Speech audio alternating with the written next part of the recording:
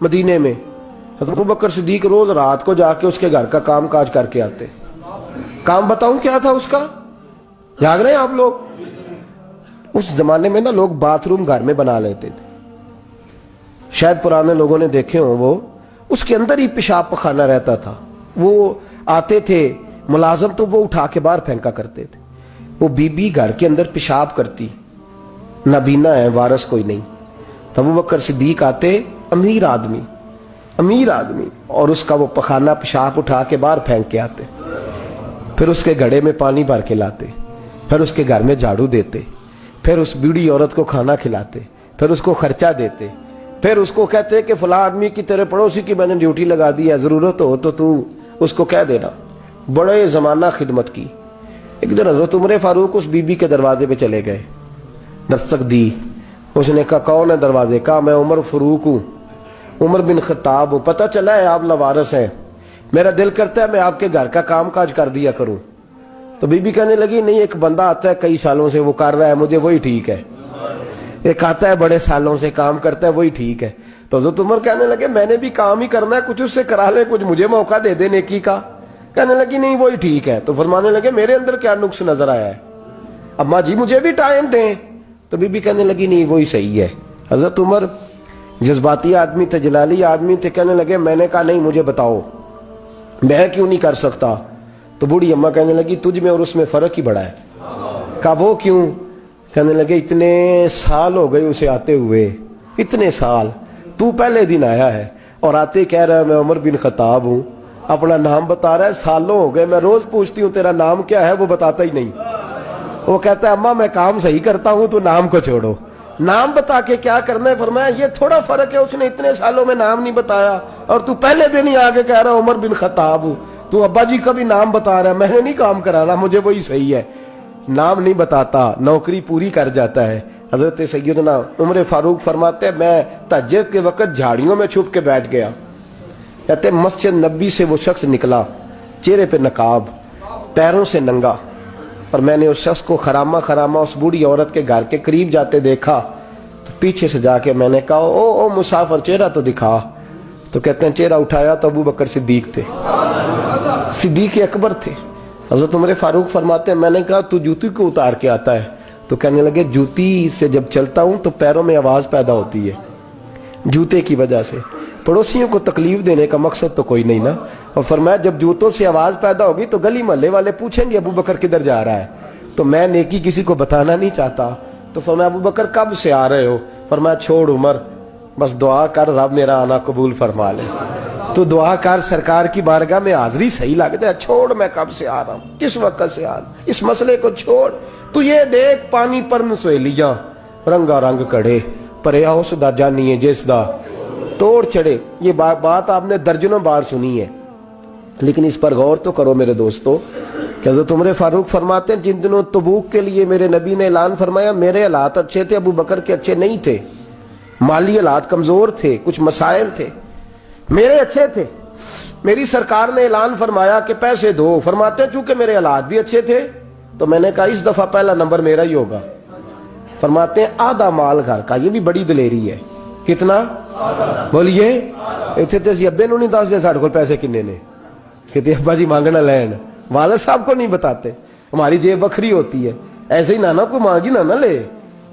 آدھا مال حضرت عمر فاروق فرماتے ہیں آدھا مال میں نے بانٹ کے حضور کی بارگاہ میں, اور ساتھ میرا ارادہ ہے کہ ابو بکر آج میں نہیں تجھے آگے گزرنے دیتا. فرماتے ہیں مال پیش کیا, تھوڑی دیر گزری تو ابو بکر بھی آ گئے. اور منظر کیا ہے؟ کہتے ہیں انہوں نے قمیض پہنی ہوئی ہے بوریے کی, سر پہ ٹوپی کوئی نہیں, پیروں میں جوتا کوئی نہیں, سر میں ٹوپی کوئی نہیں, پیروں میں جوتا کوئی نہیں. کہتے ہیں ابو بکر صدیق آئے, سب کا مال آیا, مصطفیٰ کی بھی اتنی توجہ نہیں تھی, پر جب ابو بکر آئے تو میں نے مصطفیٰ کریم کے انداز بھی بدلے ہوئے دیکھے, اس شخص کے آنے پر بدلے ہوئے دیکھے. فرماتے ہیں میرے رسول پاک کے سامنے ہر چیز ابو بکر نے قدموں میں ڈھیر کر دی, اور ڈھیر کر کے نا چیزیں رکھ کے تو فٹافٹ پچھلی سائیڈ پہ, کسی کو پتہ نہ چل جائے, پچھلی سائیڈ پہ حضور کے. تو حضور نے فرمایا ابو بکر سامنے آنا, گھر کیا چھوڑ کے آیا ہے, گھر کیا؟ بابا بولے شاہ صاحب کہنے عشق تیاگ دو ایک برابر, پر عشق دا سیک ودھیرا अग ते साड़े कख ते काने, इश्क साड़े तन मेरा, अग दा दारू मींह ते पानी, मैनू दसो इश्क दा दारू केड़ा, बुल्ले शाह ते कुछ नहीं बचदा जिथे इश्क ने लाया डेरा। फरमाया हर चीज पीछे बैठ गए, तो महबूब ने बाजू थाम के आगे किया, फरमाया क्या छोड़ के आया घर। ये इस बात पे बात आपने पहले भी सुनी है, लेकिन इन लफ्जों पे गौर करो। अबू बकर ने ये नहीं कहा हुजूर कुछ भी नहीं, मैं सारा कुछ ले, ये लफ्ज कह ही नहीं।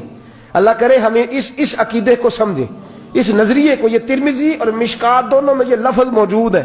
ये नहीं कहा हुजूर कुछ भी नहीं, सारा कुछ ले आया हूं, ये नहीं फरमाया। हुजूर ने फरमाया अबू बकर क्या छोड़ के आए हो घर, तवज्जो है आपकी। लफ्ज देखें, कहा मां अबकैत अल्लाह व रसूले, या रसूल अल्लाह घर में खुदा को भी छोड़ आया हूं, मोहम्मद मुस्तफा को भी छोड़ आया हूं। ये लफ्ज है सियासता के, मेरे घर में खुदा भी है, खुदा का। हुजूर किधर थे, बोले ना। और वो क्या कह रहे हैं, या रसूल अल्लाह मैं आपको अपने मां अबकैत अल्लाह व रसूले, मैं घर में खुदा छोड़ आया हूं, खुदा का रसूल छोड़ आया हूं। खुदा, इकबाल कहते हैं परवाने को शम्मा, बुलबुल को बूल, बस इस बस को समझना, परवाने को शम्मा, बुलबुल को फूल, बस सिद्दीक के लिए है खुदा का रसूल और बस, सिद्दीक के लिए है खुदा का रसूल और बस, ना इधर ना उधर, ना आगे ना पीछे, ना कोई चीज और चाहिए नहीं। सिद्दीक के लिए खुदा का रसूल और फिर बस, इससे आगे दाएं बाएं किसी चीज की जरूरत। इकबाल ने कहा तुझसे तुझी को मांग के मैंने मांग ली सारी कायनात। बस हुजूर की जात से आगे पीछे सोच गई नहीं, कभी दाएं बाएं देखा ही नहीं, कभी सोचा ही नहीं, कभी मिजाज ही नहीं गया, कभी मेयार ही नहीं हुआ मेरे नबी पाक सल्लल्लाहु ताला अलैहि वसल्लम ने। और फिर लुत्फ की बात पता क्या है, मजे की बात, यहां सबसे ज्यादा टेंशन पता किस आदमी की होती है, जो कुछ खर्च करता है ना किसी इदारे में, उसकी बड़ी परेशानी, उसको मुनासिब प्रोटोकॉल ना मिले तो बिगड़ जाता है, बिगड़ जाता है। इसलिए मेरे जैसे मौलवी हजरात चौधरी साहिबान के नाम जरा बड़े बना सवार के लेते हैं, वो कई दफा जगह ना मिले मस्जिद में फिर भी बिगड़ जाते हैं, कहते सानू था ही नहीं लभी थोड़ी मसीत। ये बड़ा मुश्किल होता है मरहला, ये प्रोटोकॉल बड़ी मुसीबत है, बड़ा मुश्किल मरहला है, सबसे मुश्किल ये वाला मरहला है। हजरत अबू बकर सिद्दीक, खर्चा सबसे ज्यादा, नौकरी सबसे ज्यादा, ताबेदारी, प्यार, फरमाबरदारी, बैठना सबसे पीछे है, पीछे होके दाएं बाएं, बताना नहीं, जिक्र नहीं करना। ये जो मोहब्बत के अंदर होती है ना, ये रकावत नहीं होती, ये असल में मोहब्बत की दौड़ होती है। ये हजरत उमर कह रहे हैं ना, मैंने कहा तू आगे गुजर के तो दिखा, ये मोहब्बत की। भाई एक महबूब के ज्यादा मुहिब हो तो उनके अंदर उसको दावत नहीं कहते, समझिएगा बात, ये भी मोहब्बत की। फस्ता भी कुल खैरात, अल्लाह खुद कहता है आगे बढ़ो एक दूसरे से। हजरत सैयदना उमर फारूक फरमाते हैं सारी जिंदगी मैंने ये कोशिश की कि अबू बकर से आगे गुजर जाऊं, लेकिन मैं उसने गुजरने नहीं दिया। उसका अंदाज ही बड़ा अनोखा है, इसलिए कि सिद्दीक के लिए है खुदा का रसूल और बस, आगे पीछे जो जाए ना। एक दिन फजर की नमाज पढ़ी मस्जिद में, मिशकात की हदीस है, तो उमर फारूक फरमाते हैं फजर की नमाज पढ़ के ना, तो नबी पाक सल्लल्लाहु अलैहि वसल्लम ने फरमाया रोजा किसने रखा है भैया आज? और फरमाते मेरा रात को इरादा था रख लूं, ये बुजुर्ग ने पूछा तो मेरे दिल में ख्याल है रख ही लेता तो बेहतर था, नंबर तो लग जाता ना। फरमाते हैं हुजूर ने फरमाया किसने रखा है रोजा? कोई ना बोला, तो सरकार ने फरमाया जो सिर्फ इसलिए चुप है ना कि दूसरों को पता ना चल जाए, वो मैं कह रहा हूं उनसे बोले। हजरत सिद्दीक अकबर ने हाथ खड़ा किया, अर्ज की सोने तेरी मौज है ना, चुप रहने का हुक्म भी तू ही देता है और बताने का हुक्म भी। हुजूर रखा हुआ है रोजा। हजरत तो सैयदना उमर फारूक कहते हैं मैंने बड़ा घूर के देखा, मैंने कहा लंघन नहीं देंदा भाई, अगे हद हो गई है। खैर कहते हैं थोड़ी देर फजर की नमाज पढ़ी मस्जिद में, अल्लाह के रसूल ने फरमाया ये बताओ किसी ने आज किसी बीमार की तीमारदारी की है? आज टाइम क्या है? बोले सारे बोलिए, फजर की वक्त किसी ने तीमारदारी की है? तो हज़रत उमर कहते हैं सारे चुप थे, मैं बोल पड़ा, मैंने कहा हुजूर अभी तो फजर हुई है, बस से जाएंगे तो तीमारदारी भी कर लेंगे, हुजूर फजर के वक्त। तो नबी पाक मुस्कुरा के फरमाने लगे उमर तू जरा चुप तो कर। कहते मैं खामोश हो गया। तो हुजूर ने फरमाया जो चुप है ना, किसी को पता ना चल जाए वो बोले। तो हजरत अबू बकर सिद्दीक ने हाथ खड़ा किया, अर्ज करने लगे या रसूल अल्लाह صلی اللہ علیہ وسلم 3 دن سے عبد الرحمن ابن عوف نماز پڑھنے نہیں آ رہے تھے مسجد میں. تو آقا میں نے رات کو پتہ کیا تو مجھے پتہ چلا وہ بیمار ہے. رات عشاء کے بعد پتہ کیا تو میں اپنے اس دوست کی عادت کو جانتا ہوں, وہ عشاء کے بعد جلدی سو جاتا ہے لیکن تہجد کے وقت ضرور اٹھتا ہے جتنا مرضی بیمار ہو.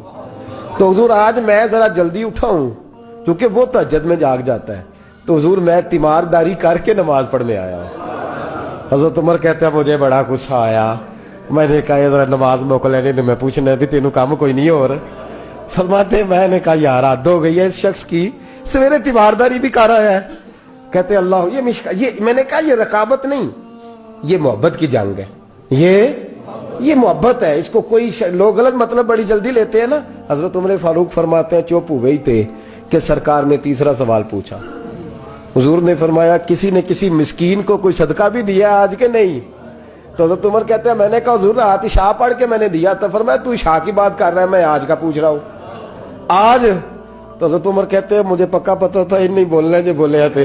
تو آپ فرماتے ہیں میں نے توجہ حضرت ابو بکر کی طرف کر لی. میں کہا 10 پائی صدقہ کیا ہے کہ نہیں کیا؟ تو حضرت سیدنا عمر فاروق فرماتے ہیں جب ابو بکر بولا تو میں رویا. جب صدیق اکبر نے بات کی تو میرے چھم چھم آنسو نکلے. میں نے کہا یار تجھ سے کوئی نہیں فتح لے سکتا. حضرت سیدنا ابو بکر صدیق فرمانے لگے یا رسول اللہ آج میں تہجد کی نماز کے لیے اٹھا تو میرا پوتا بھی اٹھ گیا. حضور اس نے میرے ساتھ 2 نفل پڑھے تو کہنے لگا دادا جی بھوک لگ رہی ہے. تو میں نے اس کی دادی سے کہا کہ میرے پوتے کو 2 روٹیاں تو پکا دے. اس نے 2 روٹیاں پکائیں, ایک روٹی اس نے کھا لی, بچہ تھا, دوسری ہاتھ میں پکڑ لی.